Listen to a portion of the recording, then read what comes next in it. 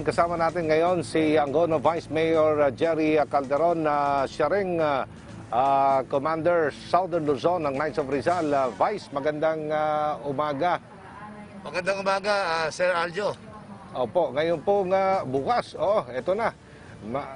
Sasalubugin na natin ang bagong taon. Ano po ang inyong mga panuntunan dyan sa Angono? Bawal bang paputok o pwede?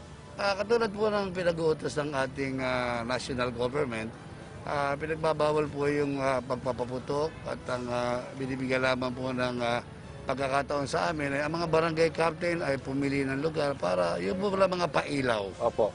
Pero paputok, yung pagbebenta, bawal po at ito po ay sa bayan ng Angono. Ito po ay ipapatupad ng ating pamahalang bayan sa pamumuno po ni Mayor Jerry Calderon. Opo. How about sa COVID-19? Kamusta po ang inyong pagtugon? Well, maganda po yung naging sitwasyon dahil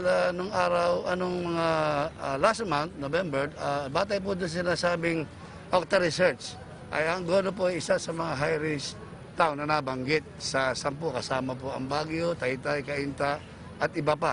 Pero doon po sa average na 5, isang araw, bumaba po kami sa 2, 3, 0. Pero ang average namin naglalaro po sa 3.77. At ngayon pong Christmas season, binabantayan po namin sa pamamagitan ng local team COVID-19 Safe Angono na yung mga kababayan ay bagamat ang ilang mga bayan ay open na ang ilang mga kalye, may mga road lockdown pa rin po kaming ipinatutupad at yung pong pagtutupad ng mga curfew at sa usapin po ng mga pagpunta sa palengke ay meron pa rin mga oras.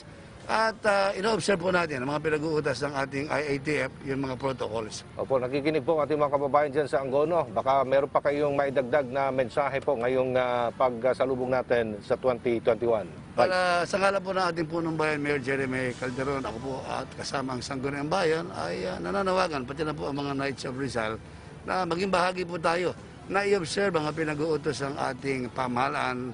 Bagamat ito'y bagong taon, normal na i-celebrate, pero sa ngayon, dahil panahon ng pandemya, kailangan ay i-celebrate po natin ito ng simple. Kung tayo makapagdarasal na lang sa bahay, magkainan, pero hiwa-hiwalay pa rin tayo, hindi katulad doon dati. At lalo na po sa paalaala sa atin ng ating national government na may mga iba pang pagdating na mga virus, hoping wala pa po sa Pilipinas.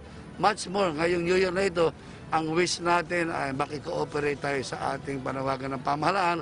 At nandiyan lamang po kami sa pamahalang bayan ng Angono, 24 hours po kami, katulong nyo at para sa pag-celebrate ng mapayapang New Year. Maraming salamat, Vice Mayor Jerry Calderon ng Angono, Rizal. Ingat po kayo, sir. Maraming salamat, Stay Sir safe Aljo. po.